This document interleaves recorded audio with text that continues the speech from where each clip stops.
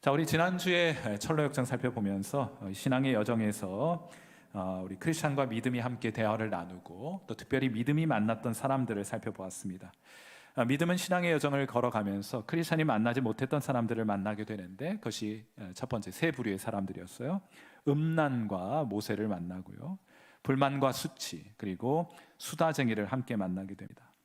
이들은 우리 신앙생활에 있어서 꼭 기억해야 할 영적인 교훈들을 상징해주는 인물들입니다. 성도는 하나님께서 가증히 여기시는 음행을 무조건 피해야 합니다. 하나님의 살아계심을 의식하면서 세상을 부러워하지 말아야 할 것이며, 선행을 구체적으로 계획하게 될 때 선한 삶을 살아 하나님께 영광을 올려드리게 될 것임을 상징해주는 인물이었습니다. 자, 오늘은 이어 크리스천과 믿음이 허영의 시장에 도착하게 되는데, 거기에서 이루어지는 일들을 함께 살펴보도록 하죠. 오늘 설교는 세 가지 요점이 있습니다. 그 첫 번째 요점은 이것입니다. 우리는 계속해서 복음을 새롭게 듣고 또 들어야 할 것입니다. 자, 크리스천과 믿음이 계속해서 즐거운 대화를 나누면서 길을 걸어가게 됩니다. 그때 이 뒤에서 누군가 이들을 부르는 소리가 들리죠. 뒤돌아보니까 그는 다름 아닌 복음 전도자였습니다. 여러분, 철로 역정에는 이 복음 전도자가 곳곳에 등장하게 돼요. 가장 먼저 등장하게 되는 것은 멸망의 도시에서였습니다. 그는 그곳에서 처음으로 크리스천을 만나게 되죠. 죄의 짐, 인생의 무거운 짐 지고 고생스러워하던 크리스천에게 신앙의 여정을 떠날 수 있도록 안내해 주었던, 도움을 주었던 사람이 바로 복음 전도자였습니다. 그리고 크리스천이 세속의 지혜자에게 잘못 속아서 시내산 정상에 있는 도덕마을에 올라 거기서 율법시를 만나게 되면 무거운 인생의 짐 벗어버릴 수 있다는 잘못된 이야기 듣고 그 길 올라갔다 죽을 뻔했을 때, 그는 두 번째로 이 복음 전도자를 만나게 됩니다. 복음 전도자는 크리스천을 책망하였고 다시금 용기를 주어서 빛나는 문, 그 좁고 협착한 길을 따라 걸어갈 수 있도록 안내해 줄 때 복음 전도자가 나타났던 거예요. 그리고 오늘 장면에서 크리스천은 다시금 복음 전도자와 재회하게 됩니다. 이 장면이 어떤 장면인가 하면, 앞으로 그가 허영의 시장에서 당하게 될 많은 환난들을 대비하기 위하여 하나님께서는 복음 전도자를 그에게 보내었고 다시 한번 복음을 새롭게 듣게 하는 일들을 허락해 주신 거예요. 자, 그러니까 성도는 복음을 매번 새롭게 들어야 한다는 것을 아마 존 번연은 이 철로 역정을 통해서 우리에게 극적으로 표현해주고 묘사해주고 있는 것이 아닌가 생각해요. 사랑하는 성도 여러분, 성도는 복음을 듣고 매번 새롭게 듣고 깨달아야 합니다. 더 풍성한 은혜를 그 복음 안에 발견해 가야 합니다. 그러므로 듣고 또 들어야 돼요. 자, 그래서 사도 바울도 로마의 교인들에게 이렇게 말하게 됩니다. 로마서 1장 15절, 내가 왜 복음서를, 이 로마서를 쓰게 되었는가를 소개하면서 이렇게 말합니다. 로마서 1장 15절, 그러므로 나는 할 수 있는 대로 로마에 있는 너희에게도 복음 전하기를 원하노라. 여기 너희가 누구입니까? 이미 복음 듣고 예수님 믿고 있는 로마의 교회, 교인들을 향하여 편지를 쓰는 겁니다. 그들이 또 복음을 들어야 할 이유가 있다는 거예요. 사랑하는 성도 여러분, 로마의 교인들뿐만 아니라 이 자리에 앉아있는 여러분도 복음을 또 들어야 할 이유가 있습니까? 물론입니다. 우리는 처음 예수 믿을 때 복음 들어야 했고, 신앙의 곁길에 들어섰을 때에도 복음 듣고 원래의 자리로 하나님께서 기뻐하시는 신앙의 길로 다시금 돌아와야 하고, 우리의 믿음을 더욱 견고히 하고 값진 것으로 단련하기 위해서도 복음을 다시 한번 들어야 하는 거예요. 베드로전서 1장 7절 말씀, 우리 같이 한번 읽어보도록 합니다. 같이 읽습니다. 시작. 너희 믿음의 확실함은 불로 연단하여도 없어질 금보다 더 귀하여 예수 그리스도께서 나타나실 때에 칭찬과 영광과 존귀를 얻게 할 것이니라. 아멘. 여러분의 믿음은 날마다 새로워져야 하고, 여러분의 믿음이 대상이 되는 복음을 그러므로 날마다 새롭게 들어야 할 것입니다.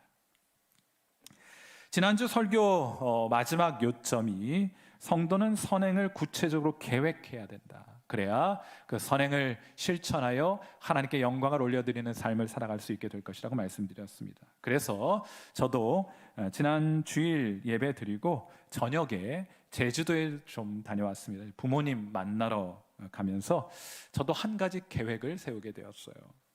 자, 어떤 계획을 세우는가 하면 구체적으로 계획하지 않으면 안 할 테니까 계획을 세우고 제주도에 가셔서 연로하신 부모님을 만나 뵙고 왔습니다. 어떤 계획을 세웠는가 하면 부모님께 복음을 전해보자. 다시 복음을 전하자. 참 감사하게도 하나님께서는 제가 예수님 믿고 저희 부모님도 예수님 믿게 해주셔서 얼마나 감사한지 몰라요. 그런데 사랑하는 성도 여러분, 그럼에도 불구하고 전 늘 궁금합니다. 내 사랑하는 아버지, 내 사랑하는 어머니가 복음에 대한 올바른 이해를 가지고 있고 예수님 잘 믿고 있고 오늘도 예수님 잘 붙들고 있는지 난 그게 가장 궁금해요. 가정이라는 곳이 자칫 복음의 영적 사각지대가 되기 참 쉬운 곳이 가정이에요. 다들 예수님 잘 믿고 있다고 치고 그랬으면 좋겠다는 바람으로 그렇게 지나가기 쉬운 곳이 가정입니다.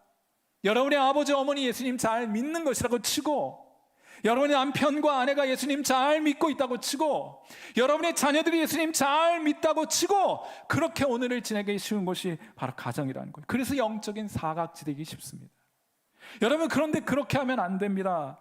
영생이 걸린 문제를 어떻게 그렇게 대충 퉁치고 넘어갈 수가 있겠어요? 그러면 안 돼요. 그래서 말씀을 나누다가 제가 용기를 내어서 대화의 주제를 복음으로 돌렸습니다. 영적인 것은 자연스럽게 이루어지지 않아요. 누군가 그 방향을, 이 세상의 방향을 영적인 것으로 바꾸기에 결단해야 합니다. 그 방향으로 대화의 물길을 돌려야 돼요. 아버지에게 물었습니다. 대화하다가 제가 갑자기 대화 주제를 바꿨어요. 아버지 이제 80이 넘으신 연로하신 분인데 아버지, 천국으로 이사갈 준비 잘 하고 계십니까? 아버지 천국 가실 수 있겠어요? 하고 물었어요. 저는 속으로 말이죠, 제발 우리 아버지가 착한 일 많이 해야 천국까지 하는 말씀만큼은 안 하셨으면 좋겠다는 간절한 기대를 가지고 제가 그 질문을 던졌어요. 그랬더니 아버지가 제게 대답하셨습니다. 천국 가는 것을 내가 할 수 있고 내가 할 수 없다고 말할 수 없는 것 아니냐, 전적으로 예수님께 달린 것이 아니냐 하고 말씀하시더라고요. 여러분, 제가 이 말씀을 듣고 얼마나 기뻤는지 몰라요. 얼마나 기뻤는지 몰라요. 놓치지 않고 이어 말했습니다. 맞아요 아버지, 구원은 전적으로 예수님께 달린 겁니다. 그런데 참 감사하게도 예수님이 우리를 불쌍히 여겨주세요.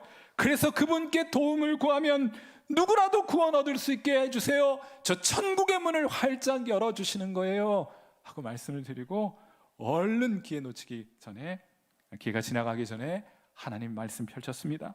누가복음 23장 42절과 43절. 여러분 같이 한번 읽어봐요. 같이 읽습니다. 시작.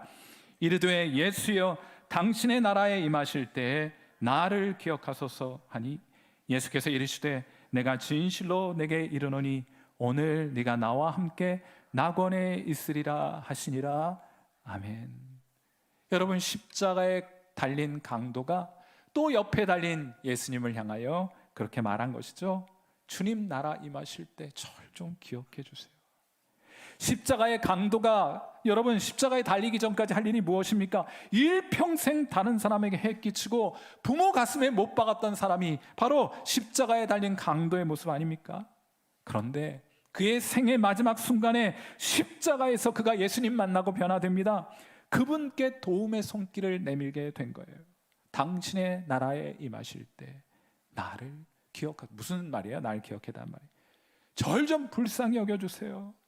주님, 자격은 없지만은 주님 좀 도와주셔서 저도 하나님의 나라 임할 때 그 천국 들어가게 하옵소서 하고 예수님께 도움을 구한 거예요. 사랑하는 성도 여러분, 누가 천국 들어갈 수 있는 것입니까? 착한 일 많이 한 사람이 천국 들어갈 수 있는 것입니까? 아닙니다. 절대로 그렇지 않습니다. 다른 사람에게 도움을 많이 준 사람이 천국 들어갑니까? 아닙니다. 그는 천국 들어갈 수 없습니다. 성경 지식이 많은 사람이 천국 들어가는 것입니까? 아닙니다. 그도 천국 들어갈 수 없습니다. 교회 열심히 다닌 사람이 천국 들어갑니까? 아닙니다. 전도 많이 한 사람이 천국 들어갑니까? 아닙니다. 말씀 많이 읽고 기도 많이 한 사람이 천국 들어갑니까? 아닙니다. 목사 되고 장로 되고 관 감사되면 천국 들어가는 것입니까? 아닙니다. 그럼 누가 천국 들어가는 것입니까? 예수 그리스도께 긍휼하심을 입은 사람이, 그리하여 예수님께서 십자가에서 흘리신 보혈로 그의 모든 죄가 깨끗이 씻음받은 사람이, 다시 말해 오직 용서받은 죄인을 향해 천국의 문은 활짝 열리게 되는 것이에요.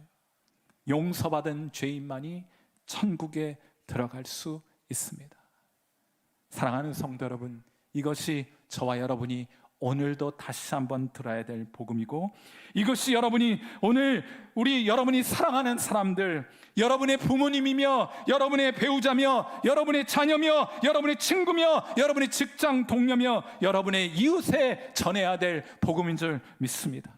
죄인을 구원하시는 하나님의 은혜의 복음, 이것이 오늘 성도들이 다시 들어야 하며 다시 이 세상에 나아가 증거해야 될 주의 복음인 줄 믿습니다.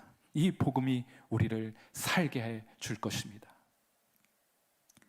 사랑하는 성도 여러분, 오늘 제가 여러분과 함께 나눠야 될 두 번째 설교 요점은 이것인데, 하나님께서 이처럼 복음을 듣고 예수를 믿는 저와 여러분에게 믿음을 선물로 주시게 되는 것인데, 하나님이 우리에게 주시는 그 믿음은 순교자의 믿음이에요. 하나님께서 이 순교자의 믿음을 저와 여러분에게 허락해 주셨습니다. 여러분 안에 그 믿음이 있는 거예요. 크리스천과 믿음은 이어 허영의 시장에 도착하게 됩니다. 이 시장의 주인이 누군가 하면 바알세불이에요. 누구입니까? 크리스천이 겸손의 계곡에서 만났던 무저갱의 사자 바알세불이었습니다. 이 시장에서는요, 집도 팔아요, 주식도 팝니다. 돈 되는 건 다 팔아요. 비싼 화장품도 팔아요. 이곳에서는 돈이 된다고 하면 몸도 팔아요, 영혼도 팔아요, 심지어는 유행을 쫓는 교회도 팔아요, 가짜 크리스천도 팔아요, 교회의 분열도 팝니다. 돈 된다고 하면 직업적인 목사도 파는 곳이 허영의 시장입니다. 돈 되는 것은 다 파는 곳이에요. 흥미롭게도 천성으로 가는 길은 이 시장을 반드시 통과하게 되어 있습니다. 겸손의 계곡에서 패배한 아볼루오는 순례자들을 무너뜨리기 위해서 이 시장을 마련해 놓은 것이에요. 물리적인 박해와 위협으로는 순례자들을 이길 수 없기에 이번에는 돈으로 그들을 미혹하기로 한 것인데, 이 작전 매우 성공적인 것이어서 많은 순례자들이 이곳에서 그들의 신앙을 저버리곤 합니다. 디모데전서 6장 10절 말씀 같이 한번 읽어봅니다. 시작. 돈을 사랑함이 일만하게 뿌리가 되나니 이것을 탐내는 자들은 미혹을 받아 믿음에서 떠나 많은 근심으로써 자기를 찔렀도다. 아멘. 여러분, 예수 믿는 사람들은 돈을 혐오하는 사람들이 아닙니다. 돈을 원래의 자리에 돌아갈 수 있도록 하는 사람들이 예수 믿는 사람들이에요. 그러므로 돈은 사용해야 할 것이며 사랑의 대상이 아님을 알고 그렇게 살아가는 사람들이 예수 믿는 사람들이에요. 돈은 사용해야 될 대상이지 사랑해야 될 대상이 아니다. 반면에 하나님은 사랑해야 될 대상이지 우리의 욕심을 위하여 이용하고 사용할 대상이 아님을 인정하고 고백하고 그렇게 살아가는 사람들이 예수 믿는 사람들이에요. 돈 사랑하고 하나님은 사용하는 사람들이, 그런데 우리 주변엔 얼마나 많아요. 그 거꾸로 사는 사람들이 참 많잖아요. 1771년 스웨덴의 국왕 아돌프 프레데릭이라는 왕이 있었는데, 주님의 고난을 묵상하는 사순절을 맞이하게 됩니다. 이제 수요일부터 40일 동안 주님의 고난을 묵상하는 사순절이 시작이 돼요. 자, 사순절이 시작되면 먹고 싶은 건 마음대로 못 먹어요. 주님의 고난에 동참하는데 어떻게 맛있는 거 먹고 마시고 즐길 수 있겠습니까? 40일 동안 그거 하지 못해요. 그러니까 그 사순절이 시작되는 수요일 바로 전날 이들은 파티를 열게 됩니다. 40일 동안 먹지 못할 것 오늘 다 모여서 먹자 잔치를 벌린 거예요. 이들은 이 자리에 모여서 고기며 캐비아며 랍스터, 여러분들이 정말 좋아하는 것들 아니에요? 캐비아는 구경도 못 해봤는데 샴페인 먹으면서 40일간 먹을 수 없는 음식들을 실컷 먹고 마시고 즐겼습니다. 그런데 거기까지만 딱 했으면 좋겠는데 후식으로 샘나라는 이 스웨덴식 크림빵이 있다고 그래요. 이름도 샘나예요. 얼마나 맛있는지. 샘나. 이걸 그 자리에서 14그릇이나 쳐 드셨어요. 그리고 그는 그날 밤 잠자리에 들었다가 뇌졸중으로 세상을 떠나게 되었습니다. 이 웃지 못할 이야기가 실제로 일어났던 이야기고, 여러분 오늘 댁으로 돌아가셔서 구글에서 아돌프 프레데릭 스웨덴왕 찾으시면 이 스토리가 여러분에게 확인될 수 있을 거예요. 여러분, 스웨덴 국왕의 모습이 꼭 허영의 시장 사람들과 똑같은 모습 아닙니까? 크리스천과 믿음이 이 시장에 도착했을 때 사람들은 수군거리기 시작합니다. 왜냐하면 이들이 다르기 때문이에요. 이들의 옷은 천상의 존재로부터 받은 깨끗한 옷으로 정결한 옷을 입고 있었고, 말씨는 온화했으며, 무엇보다 이들은 허영의 시장에서 파는 물건에는 일절 관심이 없는 거예요. 끌리지가 않아요. 이 세상 사람들이 자랑하고 이 세상 사람들이 목숨을 걸고 사랑하고 붙들고자 하는 것들에 성도들은 관심이 생기지 않습니다. 끌리지 않아요. 이때 한 상인이 묻습니다. 찾으시는 물건이 있습니까? 그러자 크리스천 대답합니다. 저는 진리를 사고 싶습니다 하고 말해요. 진리를 사고 싶습니다. 참 감동이 돼요. 사랑하는 성도 여러분, 하나님께서는 우리 안에 참 희한한 마음을 하나 심어주셨습니다. 이 신앙이라는 게 그런 것 같아요. 막 모르는 것을 막 공부해가지고 배워가는 것이 아니고, 하나님이 이미 우리 안에 다 허락해 주신 것을 신앙생활에 가면서 하나하나 그 진가를 발견해가는 것이 신앙이 아닌가 싶어요. 하나님이 우리 안에 참 희한한 마음을 하나 심어주셨습니다. 그 마음이 뭔지 알아요? 전도서를 기록한 지혜자가 그 마음을 이렇게 표현합니다. 전도서 3장 11절 말씀 같이 한번 읽어볼게요. 시작. 하나님이 모든 것을 지으시되 때를 따라 아름답게 하셨고 또 사람들에게는 영원을 사모하는 마음을 주셨느니라. 아멘. 하나님이 우리 안에 영원을 사모하는 마음을 주셨어요. 성도의 심령에 새겨진 영원한 것에 끌리는 마음. 사랑하는 성도 여러분, 여러분은 이 마음을 가지셨습니까? 세상 것이 좋긴 좋아도 내 영혼과 내 사랑을 바칠 만큼 좋지는 않아요. 노력해서 이룬 것 아닙니다. 절제력이 뛰어나서 그런 것이 아닙니다. 하나님께서 우리 안에 영원을 사모하는 마음을 주셔서 그 영원을 사모하는 마음이 채우기 전까지 이 세상의 것으로는 만족하지 못하도록 그렇게 만들어 놓으신 거예요. 얼마나 감사한지. 이 영원을 사모하는 마음을 하나님께서 우리에게 주셨다. 이 말 잘못했다가 크리스천과 믿음이 구속이 됩니다. 재판을 받아요. 검사, 판사 모두 한 통속입니다. 허영의 시장의 법정에서 믿음은 사형 선고를 받고 가장 잔인한 방법으로 처형을 당하게 돼요. 그리고 그때 크리스천이 감옥의 그 좁은 창문으로 하늘을 보게 되었는데, 그때 하늘에서 아름다운 날개가 달린 2마리 하얀색 말이 끄는 불의 전차가 구름을 가르고 이 땅 가운데 내려와 믿음이 순교를 당한 광장 쪽으로 내려가는 장면을 크리스천이 보게 돼요. 사랑하는 성도 여러분, 성도 안에는, 우리 안에는 이 세상이 이길 수 없는 믿음을 하나님께서 심어주셨어요. 우리가 이 믿음에 이름을 붙여 부를 수 있다면 그것은 순교자의 믿음을 하나님께서 우리 가운데 허락해 주신 거예요. 제가 언젠가 소개해드린 바 있는 Jesus Freaks, 예수의 미친 자들, 이런 책 제목으로 번역해 볼 수 있을 만한 책을 소개해드린 적이 있는데, 여기 이런 이야기가 하나 소개가 돼요. 아시아의 한 나라에서 있었던 일인데, 한 번은 군인들이 불법으로 모여서 성경 공부하는 모임에 들이닥치게 됩니다.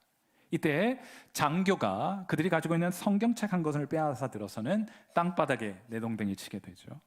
그리고는 총으로 위협을 하면서 누구든지 이 성경책에 침을 뱉으면 살려주겠지만은 그렇지 않으면 바로 쏴 죽이겠다, 이렇게 위협하고 협박하게 됩니다.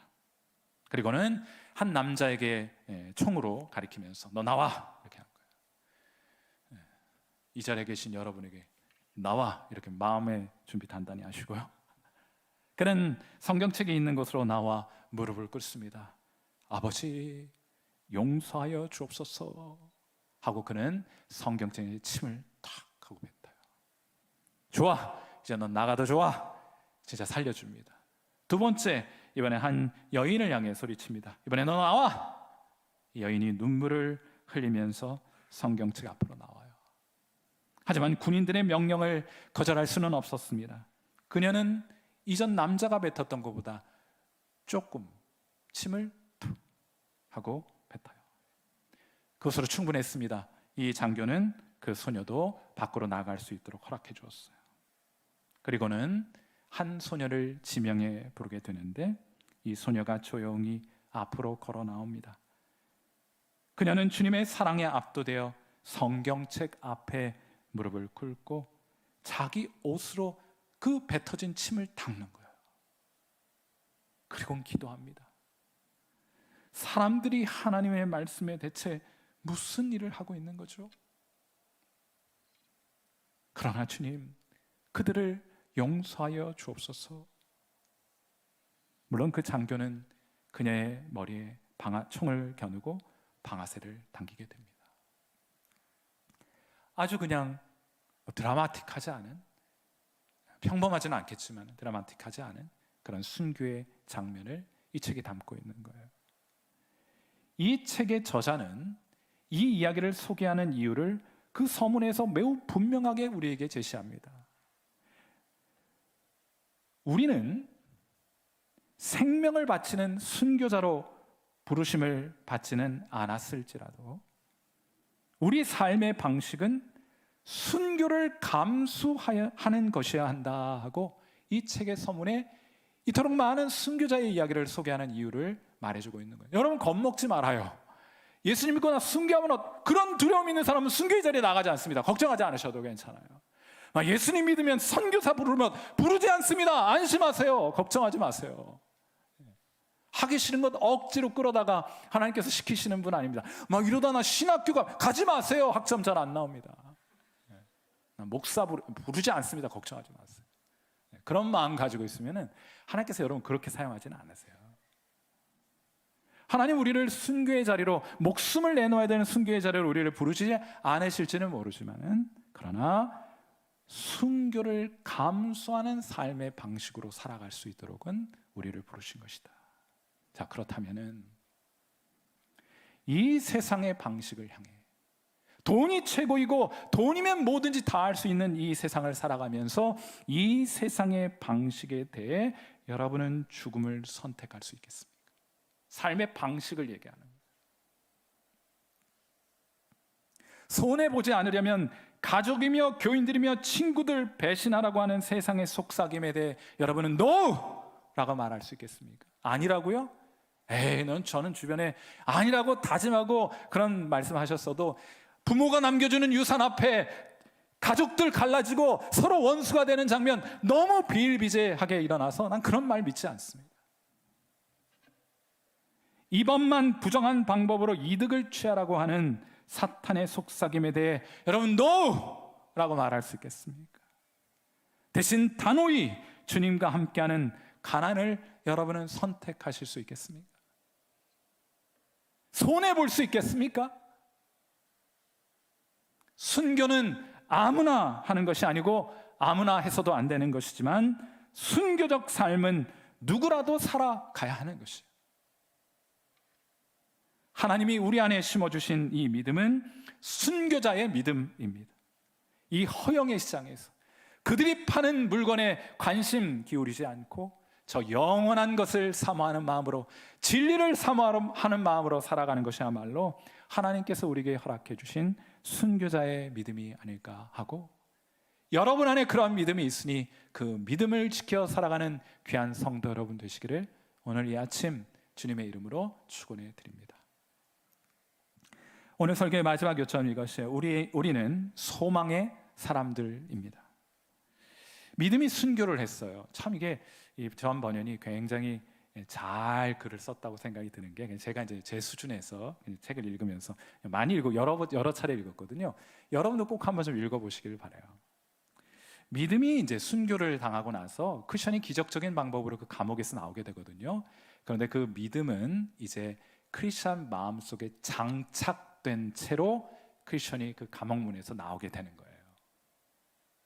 순교자의 믿음을 장착하고 크리스천이 허영의 시장의 감옥에서부터 걸어 나오게 됩니다. 이때 소망이라는 이름을 가진 사람이 그에게 달려와서 그와 인사를 하고 그의 길동무가 되어주어요. 크리스천과 믿음이 겪었던 고난을 그들은 이제 소망이 누군가 하면 허영의 시장에 살고 있던 시민이었어요. 그런데 그는 크리스천과 믿음이 당하는 고난과 고통을 다 지켜보게 됩니다. 그리고 그것을 보고 나서 결론적으로 자기도 그 신앙의 길을 걸어가기로 결단하게 되었고, 또 전해주는 이야기는 많은 사람들이, 허영의 시장에 살고 있는 많은 사람들이 신앙의 길을 걷게 되었다고 이 크리스천에게 간증하고 그 이야기를 들려주는 거예요. 그리고 자신도 그 중에 한 사람이라고. 우리가 알고 있는 것과 참 많이 다르죠. 여러분, 간증 이야기 들어보면 맨 병 걸렸다가 예수님의 도움으로 병 고침 받았다, 끝이 이렇게 성공적인 이야기들이에요.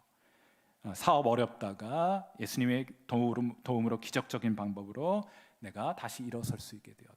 자녀들 엉망진창으로 살았는데 하나님께서 도와주셔서 그들을 변화시켜 주셔서 이제는 내 기쁨이 되었다. 언제나 성공 이야기가 간증의 주된 대상이 돼요.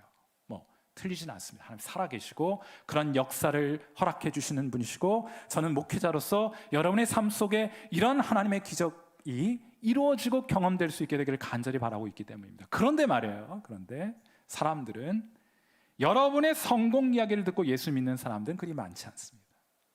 오히려 사람들이 주목해 보는 것은 여러분이 고난을 어떠한 자세와 태도로 대하는지를 보는 거예요. 그러므로 성도는 오히려 우리의 실패를 자랑해야 합니다. 오히려 우리의 넘어짐을, 우리의 연약함을 자랑할 수 있어야 합니다. 내가 이 일 때문에 하나님 간증하지 못한다고 말할 수 있는 그런 고난은 없는 거예요. 많은 분들이 그런 생각합니다. 지금 너무 어려워, 내가 하나님을 이 상황에 간증하면 다른 사람에게 유익이 될까? 천만의 말씀이에요. 여러분이 그 고난의 상황 가운데 하나님을 의지하고 그 고난의 긴 터널을 통과하고 있는 모습이 어떠한 간증보다 더 강력한 간증이 되는 거예요. 여러분의 실패와 여러분의 고난과 여러분의 역경을 그러므로 간증하실 때 그 역경 가운데 함께 하시는 하나님을 간증하실 수 있는 여러분 되시기를 주님의 이름으로 축원해 드립니다. 이 말이 얼마나 크리스천에게 위로가 됐겠어요.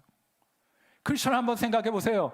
어쩌면 예수님 잘 믿어보려고 하다가 세상과 재물의 유혹으로부터 자신을 지키려고 하다가 감옥에 갇히고 또한 같은 길 걷던 믿음이 순교하게 되었을 때 크리스천 생각하지 않았겠어요? 낙심하지 않았겠습니까? 내가 잘하고 있는 걸까? 회의를 가지지 않았겠어요? 그때 소망이 다가와서 건넨 이 말 한마디가 크리스천에게는 얼마나 위로가 되었고 격려가 되었을까? 예수님이 자신의 전부인 사람에게 있어서 가장 큰 위로의 말은, 여러분 예수님이 여러분 전부이시죠? 아멘이십니까? 한번 대답해 봐요. 예수님이 여러분의 전부이십니까? 예수님이 자신의 전부인 사람에게 있어서 가장 큰 위로가 되는 말이 뭔가 하면은, 잘 들어보세요. 저 이제 목사이니까 제게 가장 큰 위로가 되고 격려가 되는 말은, 목사님, 제가 목사님 말씀 듣고 하나님의 말씀을 깨닫게 되었습니다. 여러분, 저 엄마 아빠예요. 제 애들 넷인데 엄마 아빠로서 제가 아이들에게 가장 듣고 싶은 말이 뭔 줄 알아요? 엄마 아빠, 제가 엄마 아빠 때문에 예수님 알게 됐어요 하는 소리예요. 여러분 맞아요? 집사님 때문에 제가 예수님 알게 되었어요 하는 것이 예수님이 자신의 전부인 사람에게 있어서 가장 큰 위로가 되고 가장 큰 격려가 되는 말인 줄 믿습니다. 사도 바울도 이렇게 고백해요. 데살로니가전서 3장 8절에서 사도 바울이 이렇게 고백합니다. 그러므로 너희가 주 안에 굳게 선즉 우리가 이제는 살리라. 아멘. 너희가 주 안에 굳게 선즉, 내 어머니 아버지가 주 안에 굳게 선즉, 내가 섬기는 우리 성일교회 성도들이 주 안에 굳게 선즉, 하나님께서 우리에게 맡겨주신 내 사랑하는 아들과 내 딸이 주 안에 굳게 선 것을 내가 보게 된즉, 내 친구가, 내 친척이, 내 이웃이 주 안에 굳게 선 것을 내가 보게 된즉 이제는 내가 살리라.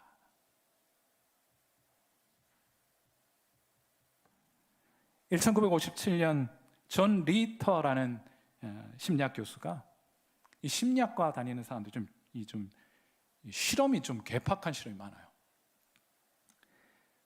좀 과학적인 실험이 많아요.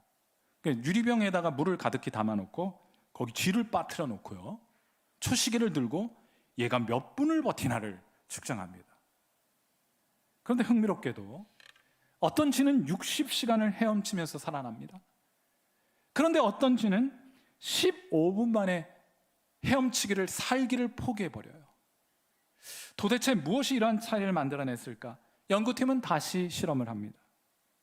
헤엄을 치고 있는 쥐들을 이번엔 몇 번, 이 죽어가는 쥐들을 몇 번 도와준 거예요. 포기하지 않으면 살 수 있다는 생각을 심어주기 위해서 헤엄치어 점점 물에 빠지게 되면 그걸 살짝 도와주고, 몇 번을 그렇게 도와주었습니다. 그랬더니 나중에 확인하고 결과를 보게 되니까 모든 쥐가, 이 실험에 투입된 모든 쥐가 60시간을 버텨냈더라 하는 결론을 얻게 되었습니다. 살 수 있다는 소망이 생기면 버텨낼 수 있다. 이것이 이 실험의 결과였어요.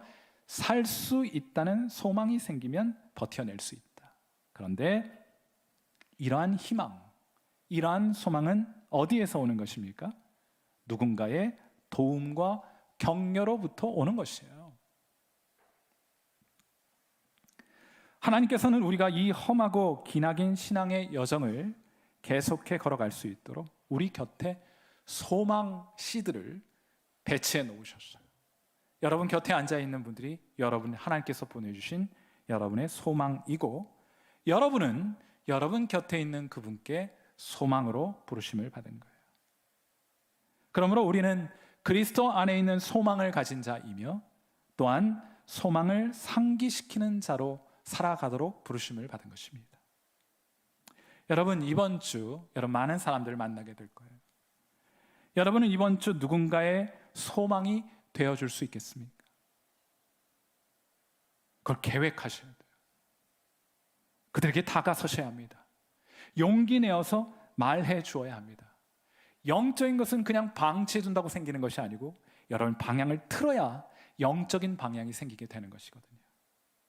그분들에게 다가가서 그렇게 한번 말씀해 보시면 어떻겠어요? 감사합니다. 제가 우리 집사님 때문에, 제가 엄마 때문에, 내가 아들아 너 때문에 내가 예수님을 알게 되었단다. 하나님을 알게 되었단다. 여러분과 함께하는 분들을 이처럼 위로하고 격려하고 또 새로운 힘과 용기와 소망을 주는 소망으로서의 역할을 이번 한 주 잘 감당하시는 여러분 되시기를 주님의 이름으로 축원해 드립니다.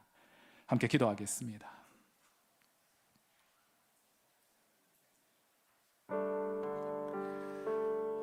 복음의 은혜, 그 십자가의 구속의 은혜가 날마다 더욱 풍성히 경험되고 그 은혜에 사로잡힌 바 되어 우리 저 주님 더 사랑하는 자리로 나아가는 성도들 되게 하옵소서. 우리로 복음에 합당하게 살아가게 하시되 이 세상을 향하여 순교자의 삶을 살아가게 하옵소서. 형제와 자매들에게 칭찬과 격려를 함으로 그리스도 안에 있는 소망을 상기시키는 자로 이 한 주간 살아가게 하옵소서. 여러분, 우리 기도 가운데 우리 하나님께 감사하고 또 하나님 기뻐하시는 일들을 계획하는 시간, 결단하는 시간, 기도에 담아 하나님 앞에 올려드리도록 합니다. 기도하겠습니다.